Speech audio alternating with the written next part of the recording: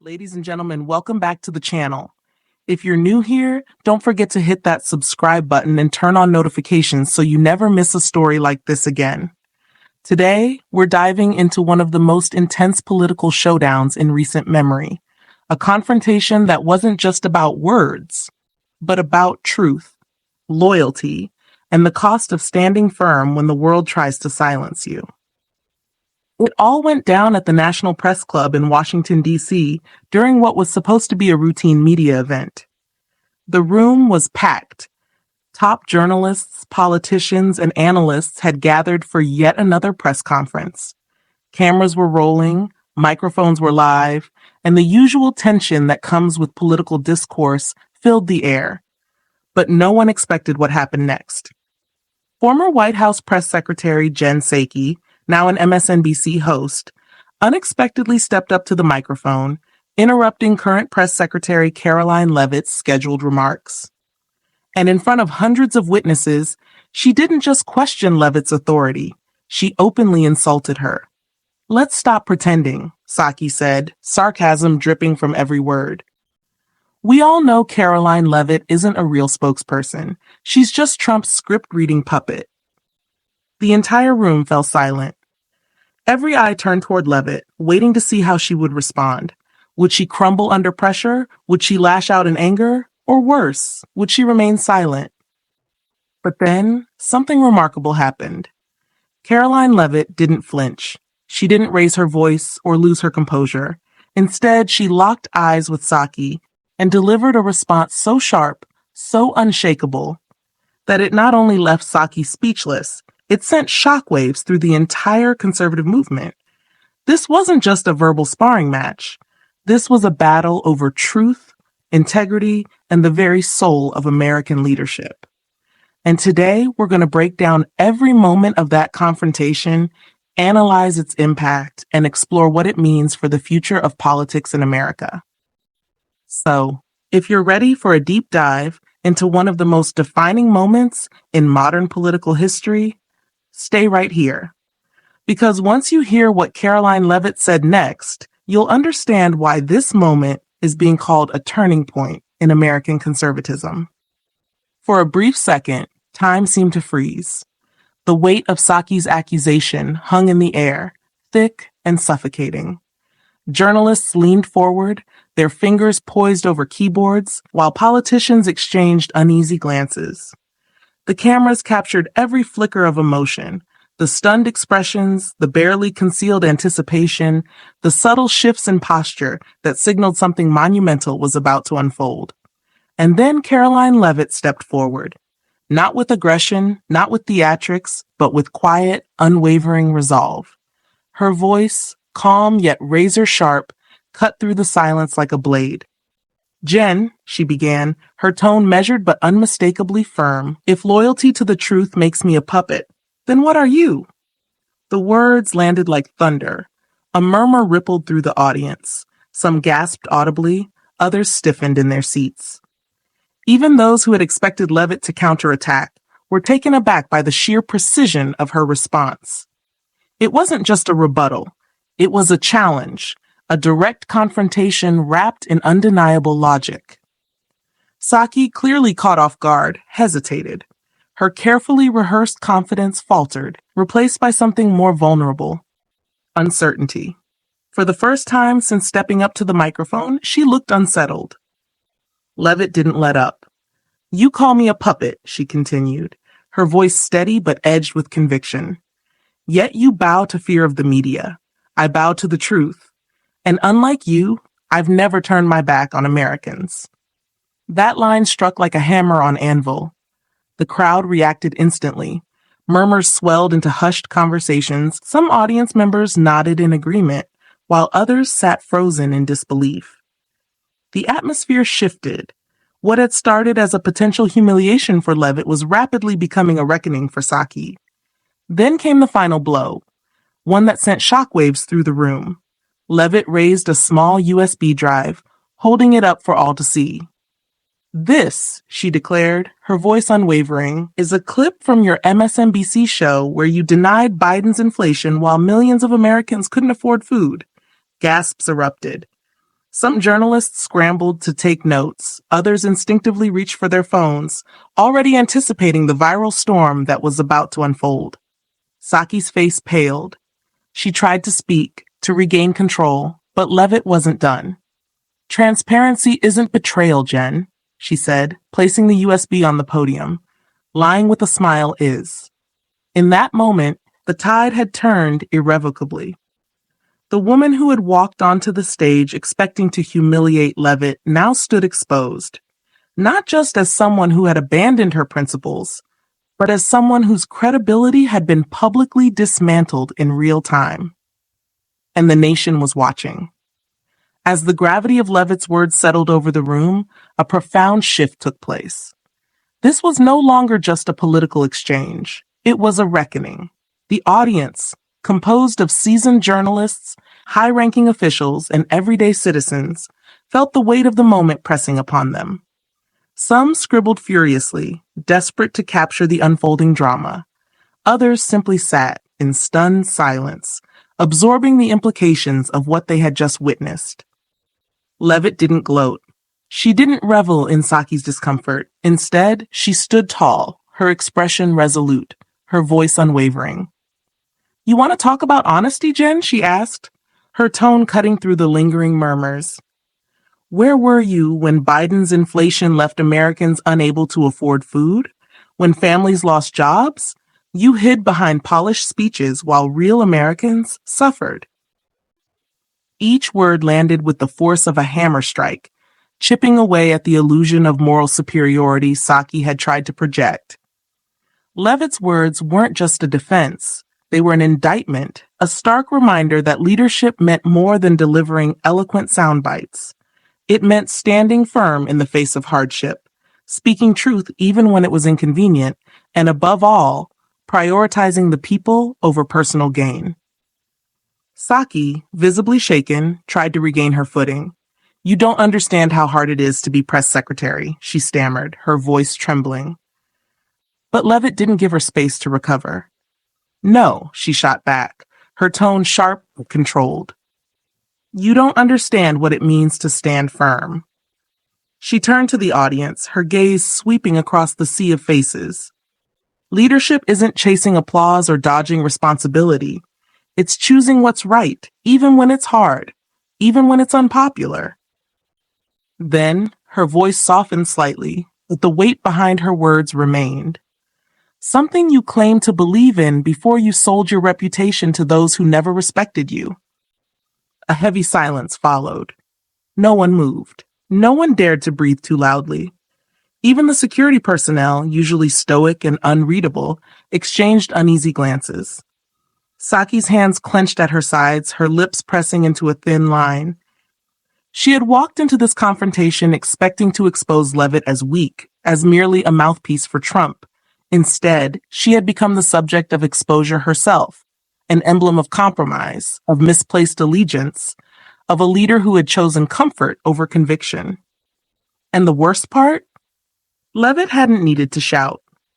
She hadn't needed to resort to personal attacks or sensationalism.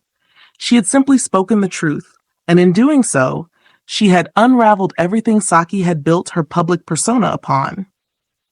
Outside the National Press Club, news vans lined up like dominoes, their reporters speaking frantically into microphones. Breaking headlines flashed across screens nationwide. Inside, the energy was electric.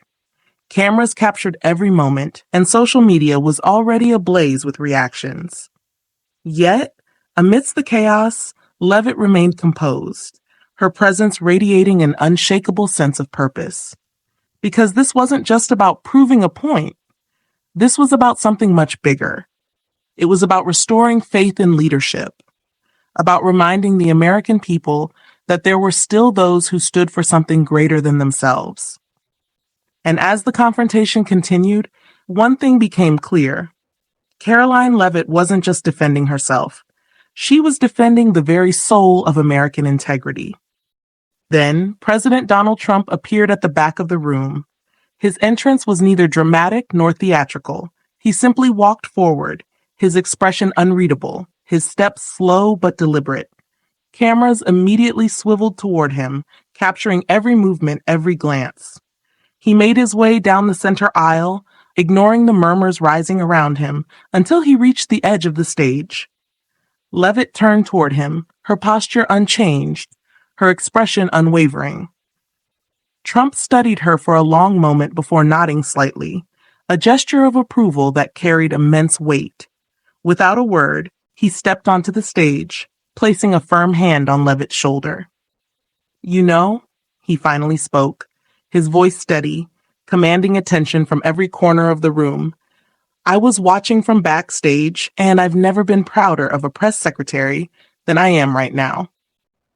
The crowd stirred. Some clapped, others whispered among themselves, uncertain whether to celebrate or brace for more conflict. Trump, however, was not finished. He turned fully toward Psaki, his gaze piercing. "You broke that trust," he stated plainly. "The worst part is you didn't just let me down. You let down all of America." A hush fell over the room once more. The president's words were not laced with fury or vindictiveness.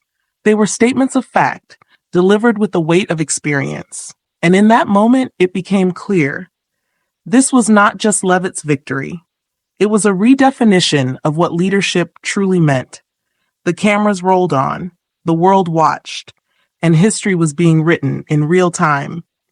As the dust settled on that unforgettable confrontation, one undeniable truth emerged. Leadership is not defined by popularity, nor by the ability to dodge difficult questions. True leadership is about standing firm in the face of adversity, about speaking truth even when it is inconvenient, and about making decisions based not on personal gain, but on the well-being of the people. Caroline Levitt had not simply defended herself against an attack. She had demonstrated what principled leadership looks like in a time when integrity is often overshadowed by political expediency. What made Levitt's response so powerful was not just the content of her words, but the manner in which she delivered them. She did not raise her voice. She did not resort to personal attacks or sensationalist rhetoric. Instead, she chose clarity over chaos, substance over spectacle.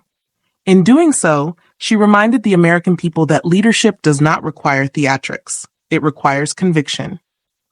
In that moment, she became a symbol of something larger than herself, a representation of what happens when truth is placed above convenience, when duty outweighs self-interest, and when leaders choose to serve rather than to be served.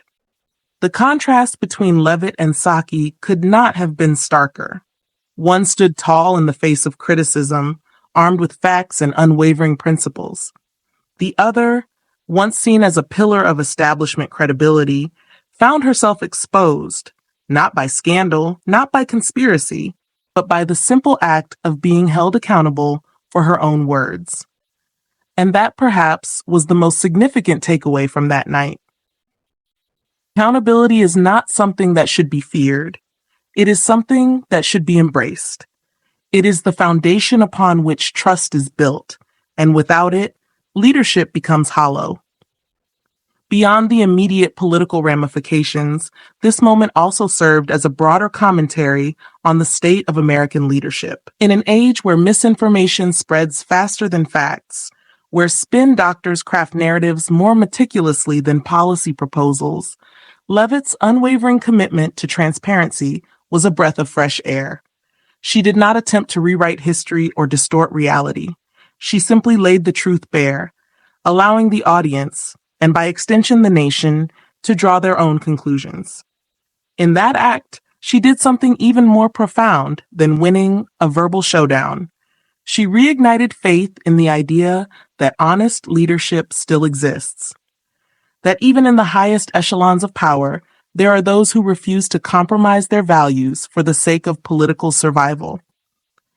That leadership, at its core, is not about maintaining favorability ratings or currying favor with influential circles, but about standing by one's convictions, even when it is difficult. As the cameras continued to roll and the nation absorbed the full weight of what had transpired, one thing became increasingly clear. Caroline Levitt had not just defended herself. She had defended something far greater, the very essence of what it means to lead with integrity. As the footage of that historic confrontation spread like wildfire, the American public found itself divided, not necessarily along ideological lines, but in emotional response. Some viewers cheered Levitt's unflinching stance, seeing in her a rare breed of leader willing to speak hard truths without fear of consequence.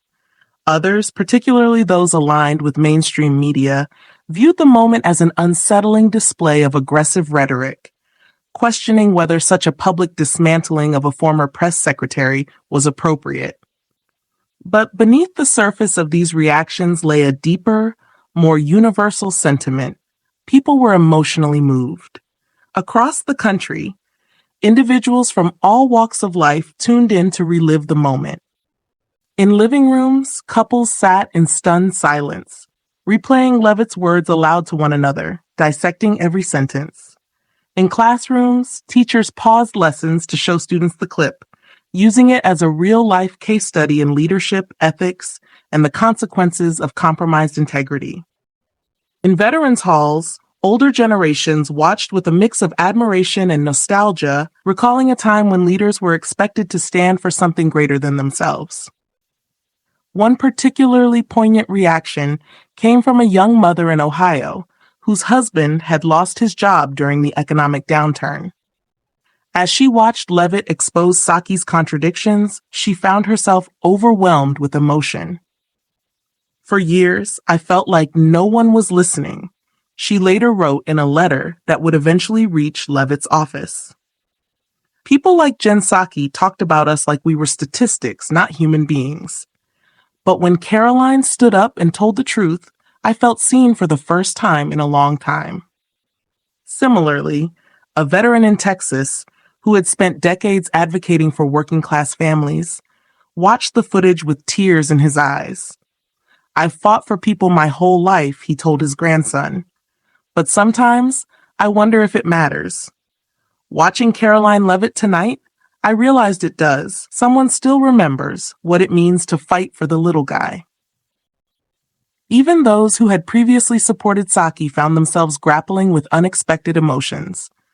A longtime MSNBC viewer, known for his staunch progressive views, admitted on social media that Levitt's words had shaken him.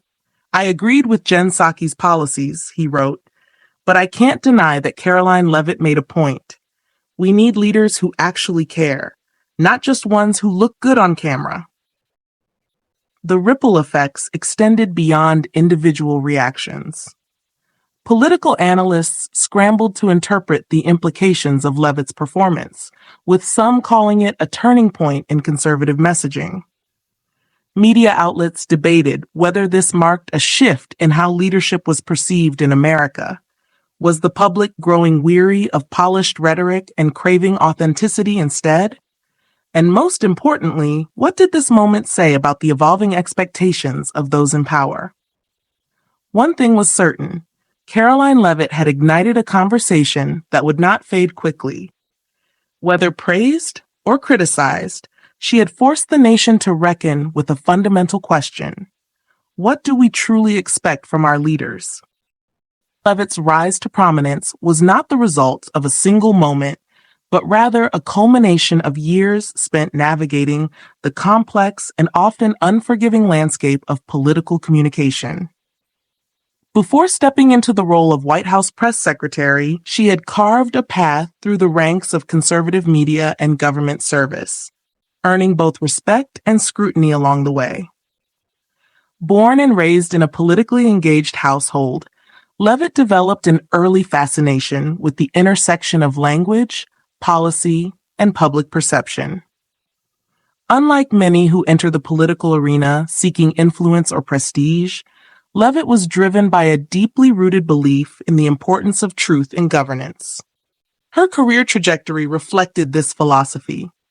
Prior to joining the Trump administration, she worked as a communications strategist for various conservative organizations, where she gained a reputation for her sharp intellect and unwavering dedication to factual accuracy. While many in the field prioritize spin and strategic messaging, Levitt insisted on grounding her work in verifiable information. This approach earned her both admiration and criticism.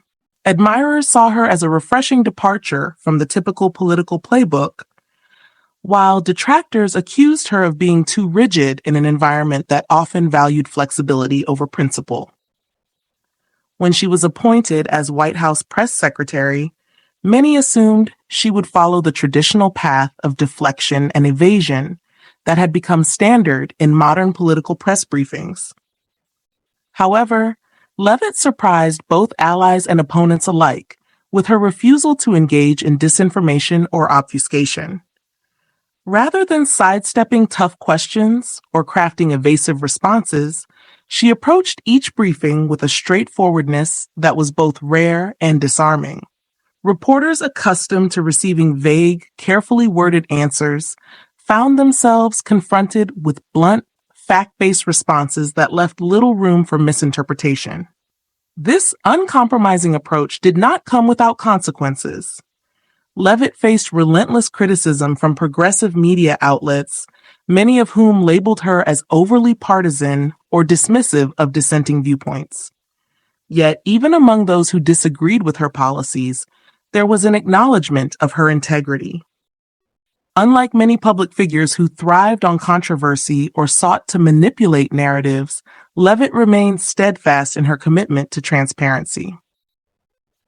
She understood that leadership was not about popularity, but about earning trust through consistency and honesty, even when that honesty came at a personal cost. Her tenure as press secretary was marked by a series of high-stakes moments, each testing her resolve and reinforcing her reputation as a leader guided by principle. From navigating contentious policy debates to addressing national crises, Levitt consistently prioritized clarity over convenience. And it was this foundation of integrity that ultimately defined her response to Jen Psaki's public attack. In that pivotal moment, she did not seek to retaliate or score political points. She simply reaffirmed her commitment to truth, knowing full well the risks involved. This defining trait, her unwavering adherence to principle, set Levitt apart in a political climate often characterized by opportunism and expediency.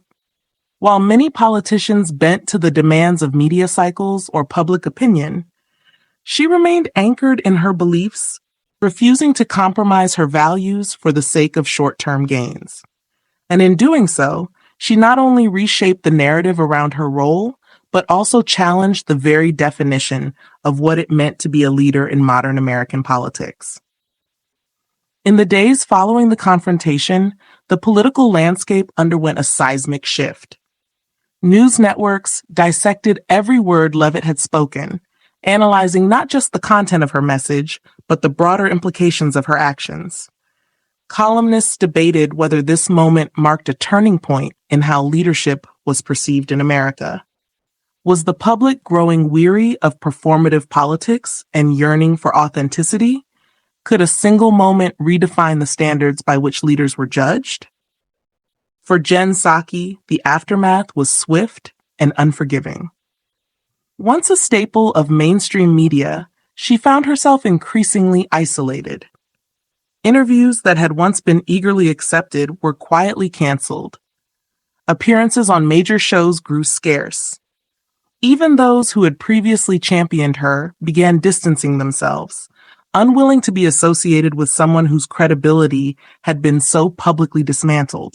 The once confident figure who had stood on that stage, poised to deliver a devastating blow to Levitt, now found herself on the receiving end of a reckoning far greater than she had anticipated.